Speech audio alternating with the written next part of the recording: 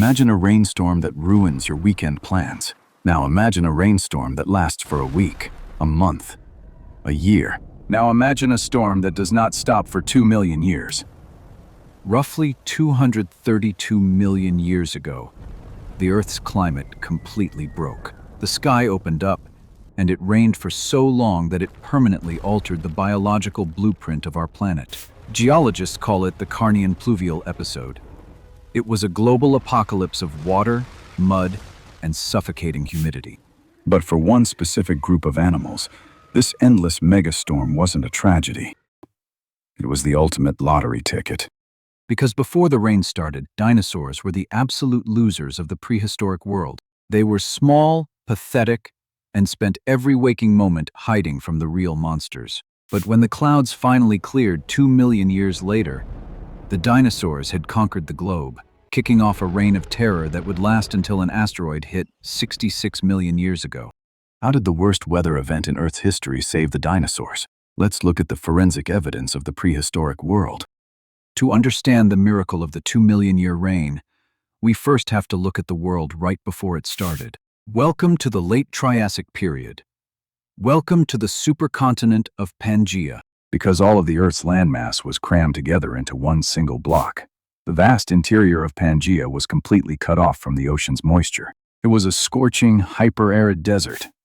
Temperatures regularly peaked at an unlivable 110 degrees Fahrenheit. Water was incredibly scarce. Life was brutal, short, and violently competitive. And down at the very bottom of the food chain, we find the very first dinosaurs. Take Eoraptor, for example. It barely weighed 20 pounds. It was fragile, lanky, and living in a constant state of pure terror. You see, dinosaurs did not start out as the apex predators we know from the movies. The Triassic period was ruled by the Pseudosuchians, the nightmarish, terrifying ancestors of modern-day crocodiles. But these were not the lazy river crawlers we know today. These were 30-foot-long, heavily armored killing machines that sprinted on dry land. Creatures like Pseudosuchians were the undisputed kings of Pangaea. To them, the early dinosaurs were nothing more than crunchy, bite-sized snacks. For 10 million years, dinosaurs were stuck in an evolutionary dead end, trapped in the shadow of the giant crocodiles. They were outmatched in size, strength, and bite force. They were doomed to remain in the background of history. They needed a miracle, or, more accurately, they needed a global disaster. Around 232 million years ago, in what is now Western Canada, the Earth's crust ripped open. It was a volcanic eruption so massive, so prolonged, that it defies human comprehension. Geologists call it the Wrangellia Flood Basalts. Millions of cubic miles of boiling lava poured over the Earth's surface. But the lava itself wasn't the real killer. The true murder weapon was invisible. The volcanoes pumped billions of tons of carbon dioxide directly into the atmosphere. The Earth was thrown into a sudden, extreme greenhouse phase. The oceans literally began to boil at the equator. Massive amounts of seawater evaporated into the atmosphere, creating colossal, planetary-scale storm systems. The super-monsoons gathered strength over the oceans and then rolled mercilessly across the deserts of Pangaea. And then, the rain began, and it didn't stop. When modern paleontologists look at rock layers from the Triassic, they see millions of years of red, dry sandstone, the signature of a global desert. But suddenly, right at a specific geological boundary, that red rock violently shifts to gray mudstone and clay. River beds explode in size. The rain didn't just cause localized flooding, it fundamentally altered the flora of the entire planet. The tough, dry shrubs of the desert died off. In their place, massive, humid forests of giant ferns and towering conifer trees exploded across Pangaea. The world turned into a soggy, overgrown, muddy jungle. And this is where the giant land crocodiles made a fatal evolutionary mistake. The giant crocodile ancestors were built perfectly for a dry, flat, hard-packed world. They were incredibly heavy. Their sprawling legs kept their bodies low to the ground. And more importantly, the massive herbivore crocodiles were completely unequipped to digest the new, tough, resin-filled conifer leaves that suddenly took over the planet. As the plant-eating crocodiles slowly starved to death, The meat-eating crocodiles had nothing left to hunt. The entire food web of Pangaea began to collapse. The old kings were sinking in the mud, starving and dying out. But the dinosaurs?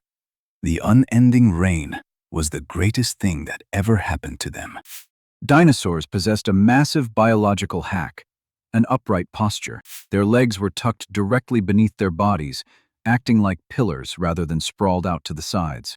This anatomical masterpiece made them incredibly fast, agile, and energy efficient. While the heavy, sprawling crocodiles sank deep into the mud of the new rainforests, the lightweight bipedal dinosaurs literally ran right past them. They also had a secret weapon that the crocodiles lacked. They were highly adaptable. When the plant life changed from soft ferns to towering, tough pine trees, the dinosaurs didn't starve. They mutated. A group of early dinosaurs quickly evolved longer necks to reach the higher branches and specialized peg-like teeth to strip the tough pine needles. These highly adaptable survivors were the ancestors of the giant, long-necked sauropods that would eventually shake the Earth. For 2 million agonizing years, the Earth was a soggy, hyper-humid greenhouse. It was a slow-motion mass extinction event that brutally wiped out the old guard. The dinosaurs didn't win this war by being stronger or having a harder bite. They won by surviving. They were the ultimate opportunists. As the crocodile empire crumbled, the dinosaurs stepped over their bones and filled every single ecological niche left behind. They claimed the deep forests, the open plains, and the riverbanks. They evolved to become the new herbivores, the new scavengers, and eventually, the new apex predators. Eventually, the Wrangellia volcanoes exhausted their fury and went dormant. The carbon dioxide levels in the atmosphere slowly began to stabilize and drop. The global superstorms lost their fuel. The clouds finally parted, and the 2-million-year storm came to a quiet end. But when the sun shone on Pangaea again, it illuminated a completely different world. The age of the giant, land-dwelling crocodiles was permanently over.